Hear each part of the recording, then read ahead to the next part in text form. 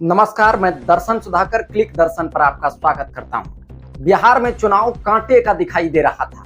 मुकाबला काफी ज्यादा रोचक दिखाई दे रहा था। ऐसा लगता था कि सागर की लहरों सा उतार चढ़ाव भरा ये मुकाबला होगा 2025 में विधानसभा के चुनाव में। कभी महागठबंधन तो कभी एनडीए भारी प्रतीत हो रहा था। लेकिन पिछले कुछ दिनों के घटनाक्रम ने बिहार की सियासत में पूरी तरह से अफरा तफरी का माहौल बना दिया है। पहले चरण के नामांकन की लगभग आखिरी जो तारीख है वो आ चुका है। प्रत्याशियों में चारों तरफ अफरा तफरी का माहौल है और एनडीए की किस रणनीति ने महागठबंधन को चुनाव से पहले ही घुटने पे ला दिया। आखिर कौन सी वो स्ट्रेटेजी थी जिसको देखकर महागठबंधन ताश की पत्तों की तरह पहले ही पूरी तरह से धाराशाही होकर गिर गई। इसका हम विश्लेषण इस वीडियो में करने की कोशिश करेंगे। सबसे पहले हम समझने की कोशिश करेंगे कि महागठबंधन और एनडीए दोनों इंतजार करने में रह गए। इंतजार ये कि पहले रणनीति दूसरे को देखकर बनाएंगे। जैसे कि सबसे जो बड़ा मुद्दा था सीट शेयरिंग का, वो नहीं सुलझ पाया है अभी तक। महागठबंधन इसका शिकार हो गई। महागठबंधन क्यों नहीं सीट शेयरिंग को ठीक कर पाया, ये तमाम तरह की बात है। इस मुद्दे की हम पड़ताल तो करेंगे ही और अंदर की बात जानने की कोशिश करेंगे कि आखिर महागठबंधन सीट शेयरिंग को क्यों नहीं ठीक कर पाया, जो उनके लिए अभी गले की हड्डी बन गई। और कहां एनडीए ने मास्टर स्ट्रोक खेला और पूरी तरह से अंतिम लम्हों में चुनाव के स्थिति को पलटने में उन्होंने देर नहीं की और अपने पक्ष में धीरे धीरे हवा बनाना शुरू किया।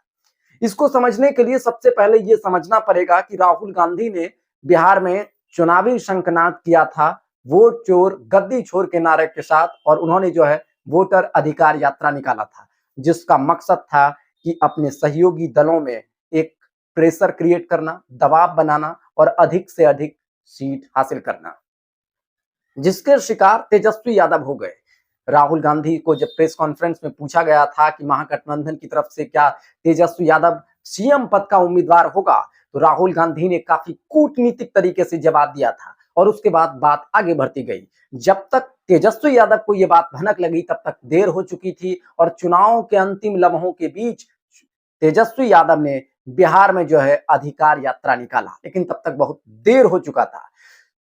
कौन सा उम्मीदवार किस सीट पर लड़ेगा, महागठबंधन में किस पार्टी को कितना सीट मिलेगा, ये तमाम तरह की बात महागठबंधन ये सोचती रही कि पहले एनडीए प्रत्याशी घोषित करेगा, तब हम अपनी स्ट्रेटेजी बनाएंगे और सीटों का बंटवारा करेंगे। उधर कांग्रेस झुकने को तैयार नहीं, लेकिन आरजेडी को लगा कि कांग्रेस पिछलग्गू की तरह पिछले जो लगातार चुनाव में, पिछले कुछ सालों के चुनाव में वो पिछलग्गू बनी हुई है, इसी तरह से एक बार फिर से कांग्रेस आरजेडी का पिछलग्गू बिहार में बनेगी। लेकिन आरजेडी ये उनके लिए ये भूल साबित हुआ। कांग्रेस पिछलग्गू नहीं बनी और लगातार उन्होंने भी दबाव बनाए रखा।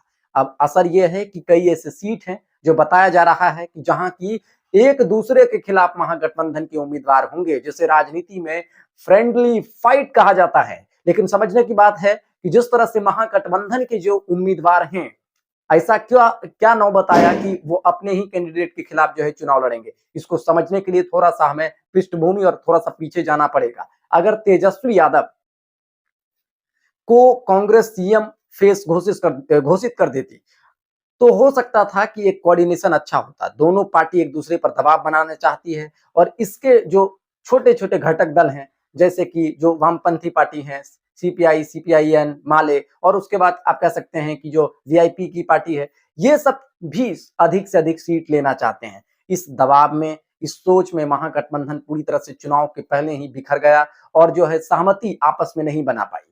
वो यही इंतजार कर रही थी कि पहले एनडीए का टिकट बंटवारा हो जाए। क्या पता चिराग पासवान से खींचतान हो रहा है, चिराग महागठबंधन में शामिल हो जाएंगे। लेकिन इस बार इंतहा हो गई इंतजार की, महागठबंधन के लिए भारी पड़ गया और एनडीए सोच रहा था पहले महागठबंधन के प्रत्याशियों का ऐलान हो जाए, सीट बंटवारा हो जाए, तब हम अपना एक तरीके से बंटवारा करेंगे। दूसरी बात क्या है कि जितना डिले होगा उतना ज्यादा दबाव बढ़ता जाएगा सहयोगी दलों पे, क्योंकि चुनाव आ जाएगा और बाद में मौका ही नहीं मिलेगा बार्गेनिंग करने का। और यही जदयू के साथ भाजपा की रणनीति काम आई और भाजपा ने सीट शेयरिंग को लगातार खींचते खींचते अंतिम लम्हों तक ले गए, ताकि जदयू के पास ये मौका ही ना मिले कि वो आरजेडी के साथ गठबंधन कर ले, क्योंकि चुनाव के अंतिम समय में जो है भाजपा ने भी अपने दिमाग से जो है काम किया और जदयू के लिए कोई मौका ही नहीं छोड़ा कहीं वो महागठबंधन में राजद के साथ जो है गठबंधन न कर ले। और इधर चिराग पासवान को 29 सीट देकर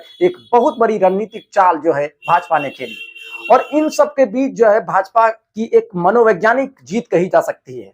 हाल के एक बयान जो अमित शाह ने दिए हैं कि अब जो है चुनाव के बाद ये तय होगा कि एनडीए की तरफ से मुख्यमंत्री का उम्मीदवार कौन होगा। ये बयान कूटनीतिक का सबसे जो है बड़ा उदाहरण कहा जा सकता है, क्योंकि भाजपा अब तक बैकफुट पर रह के चुनाव लड़ती थी और हमेशा नीतीश के नेतृत्व में चुनाव लड़ने की बात करती थी, लेकिन चुनाव से पहले ही भाजपा का ये बगावती सुर ये बता रहा है कि अपने तरीके से एनडीए में वो चीजों को हैंडल करना चाह रही है और बिहार में बड़े भाई की भूमिका निभाना चाहती है। और इस सब के बीच, इस दबाव के बीच जो है महागठबंधन को भी उन्होंने एक साइकोलॉजिकल इफेक्ट दिया। अब ये देखना दिलचस्प है कि चुनाव के पहले महागठबंधन जिस तरह से बिखर गया है उसको तो देखकर यही लग रहा है कि जो राजनीतिक कयास लगाए जा रहे थे और सारे लोग ये कह रहे थे कि इस बार एनडीए को महागठबंधन करारा टक्कर देगा और शायद सरकार बदलने के भी आसार हैं, लेकिन महागठबंधन में जिस तरह से सीटों का पेच फंस गया है, वो एक दूसरे से सहमति नहीं बना पा रहे हैं, एक तरीके से संयोजन नहीं हो पा रहा है, उसको देखकर तो यही लग रहा है कि एनडीए ने एक बहुत बड़ी कूटनीतिक जीत हासिल किया है और चुनाव में इसका साफ तौर पर असर होगा। आप देख रहे हैं क्लिक दर्शन, मैं हूं दर्शन सुधाकर। इस वीडियो में इतना ही। देखते हैं बिहार के चुनाव में क्या होता है।